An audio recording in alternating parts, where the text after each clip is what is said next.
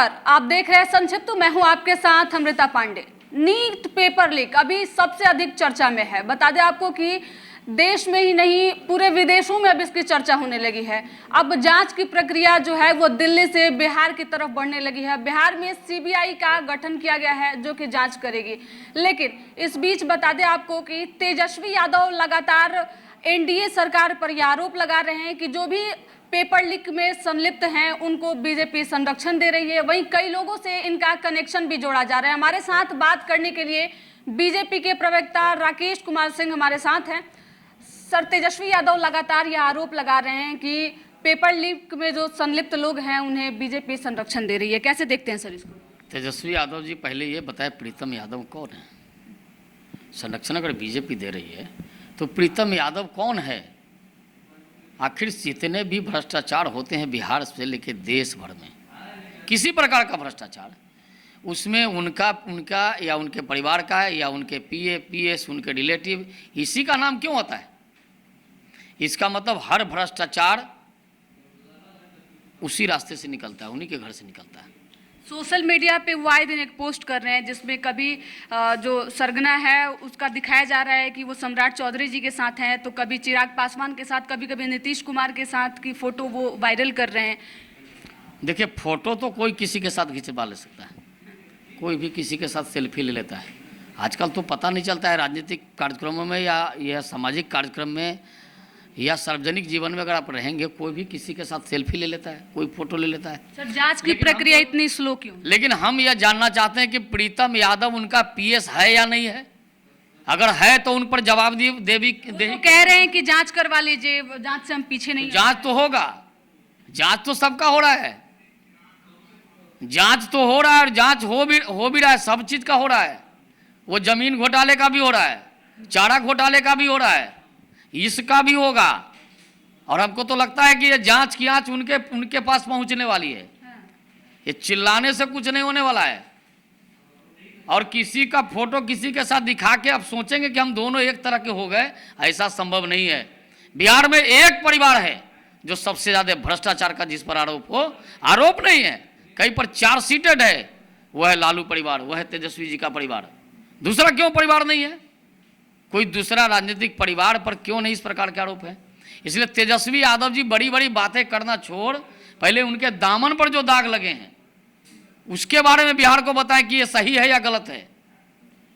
Sir, उनका कहना है कि 17 महीने के कार्यकाल में 2 एग्जामिनेशन बीपीएससी का कंडक्ट कराया गया जिसमें पेपर लीक नहीं हुआ, लेकिन जैसे ही एनडीए की सरकार आई और तीसरा परीक्षा कंडक्ट कराया गया बीपीएससी 3 का, तो उसमें पेपर लीक हो गया। इसका मतलब कि वो चाहते हैं कि पेपर लीक हो। आपकी सरकार में नहीं हुआ सर, बीजेपी की सरकार आते आते आपको बता रहे हैं। आखिर ये प्रीतम यादव उस समय पेपर लीक क्यों नहीं कराया, इसी समय क्यों लीक कराया?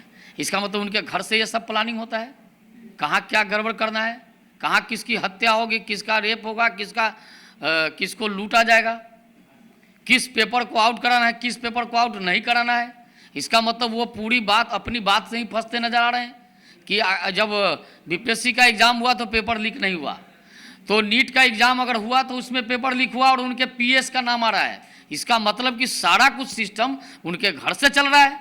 इसलिए तो हमने कहा है कि अगर तेजस्वी यादव चाहेंगे तो बिहार में ये जो भ्रष्टाचार, ये पेपर लीक का काम है, ये बंद हो जाएगा। जो अपराध की घटना है उसमें भी तेजस्वी यादव चाहेंगे तो कमी आएगी, क्योंकि सारे सरगना उन्हीं के घर में बैठे हैं। तेजस्वी यादव की सरकार नहीं है सर, अभी तो एनडीए की सरकार है, फिर उनके चाहने से कैसे पेपर? इसीलिए कि सारे सरगना उनके घर में बैठे हैं, सारे अपराधी, सारे भ्रष्टाचारी। हमने कहा ना, भ्रष्टाचार उनके गले का हार है। सारे भ्रष्टाचारी और सारे जो गलत करने वाले लोग हैं, सारे अपराधी, वो सब उनके घर में बैठे हैं। उन्हीं के घर से, आज नहीं, लालू जी के जमाने में भी, उस जमाने में भी अगर कोई अपहरण होता था तो लोग कहता था लालू जी के यहाँ जाओ, संपर्क करो। किसी की गाड़ी, नई गाड़ी उठा के ले जाता था। कई बार ऐसा हुआ कि लालू जी के घर से पकड़े गए, हम लोग ने देखा है। तेजस्वी यादव क्या बताएंगे? ये सारे गड़बड़ घोटाले का, अपराध का जड़ सरगना सब उनके घर में लोग हैं। सर, राजद परिवार का जब शासक काल था तब कहा जाता था कि जंगल राज है, लेकिन अभी की स्थिति देखिए, मुजफ्फरपुर में एक साथ 2 कांड हो जाते हैं। एक तो बैंक लूटने वाला कांड होता है, दूसरा एक पत्रकार की वहां पे हत्या हो जाती है। ये तो बीजेपी के राज्य में हो रहा है सर। उसी मुजफ्फरपुर में और वैशाली में या अन्य जिलों में, जमुई में, मुंगेर में सरेआम पुलिस के अधिकारियों को ट्रैक्टर से कुचलने का काम किया गया। मनेर में बालू माफियाओं के द्वारा राजस्व विभाग की महिला कर्मचारी थी, उनको खदेड़ के पीटा गया। हाजीपुर में, जमुई में, मुंगेर में प्रत्येक दिन सोना लूट होता था। लेकिन उसी मुजफ्फरपुर में अभी 2 दिन पहले अपराधी बैंक लूट की योजना बना रहे थे। अपराधियों को खदेड़ कर पुलिस वाले ने मारने का काम किया है, पता है ना?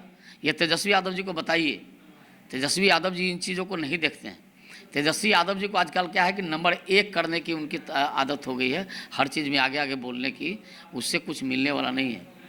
बिहार की जनता ने 4 सीट दिया है, आराम से रहें, अभी उनका उम्र बहुत काम करने का है। 4 सीट दिया है, समझनी चाहिए 4 क्यों दिया जाता है, 4 लोग की जरूरत क्या होती है, 4 लोग इस अपने धर्म में, इस धर्म में 4 लोगों की क्या जरूरत है, या किसी भी धर्म में 4 लोगों की जरूरत क्या होती है। हम चाहते हैं स्वच्छ राजनीति, स्वस्थ राजनीति करें, लेकिन दिमाग में रहे ऊपर वाले ने 4 सीट मात्र दिया है। ऊपर वाले की कृपा से ही जनता आपको चुनती है, इसलिए 4 सीट दिया है। जरा दिमाग होश में रख के राजनीति करें। सर, अंतिम सवाल, जिन छात्रों का जो लोग इस नीट परीक्षा में शामिल हुए थे, परीक्षा दिए थे, पेपर लीक हुआ है, उन छात्रों को क्या संदेश देना चाहेंगे सर? देखिए, सरकार उनके साथ है। क्योंकि छात्र जो हैं काफ़ी हताश हैं, फ्यूचर डॉक्टर हैं वो छात्र जिनका पेपर लीक आपको हुआ है। बता दें, भारत सरकार ने और माननीय उच्चतम न्यायालय के आदेश से अधिक जो जिनको ग्रेस अंक मिला है उसकी परीक्षा की डेट निकाला है।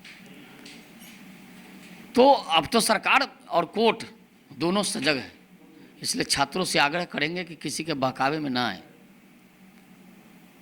और जो लीक करने वाला है, उत्तर प्रदेश में बड़ा कठिन, मतलब बहुत कठिन ये कानून बनाए गए हैं और देश में इस प्रकार के कानून की जरूरत है। बिहार में कि जो इस प्रकार की मानसिकता रखता है उसको सख्त सजा मिलनी चाहिए। हम भी सरकार से आग्रह करेंगे ऐसे लोगों को सख्त सजा मिले जो छात्रों के भविष्य से खिलवाड़ करता है, ऐसे लोगों को सख्त सजा मिलनी चाहिए। छात्रों के भविष्य के साथ खिलवाड़ करने वाले लोगों को सख्त से सख्त सजा मिलनी चाहिए, यह बात जो है वो बीजेपी के प्रवक्ता राकेश कुमार सिंह ने कहा है। इसके साथ ही उन्होंने बच्चों को यह आश्वासन दिया है कि जल्द से जल्द नीट परीक्षा पेपर लीक का खुलासा होगा, जो सरगना इसमें पकड़े जाते हैं उन पे कार्रवाई की जाएगी। फिलहाल इस खबर में इतना ही। तमाम ऐसे खबरों के लिए हमारे साथ संक्षिप्त पे बने रहें। धन्यवाद।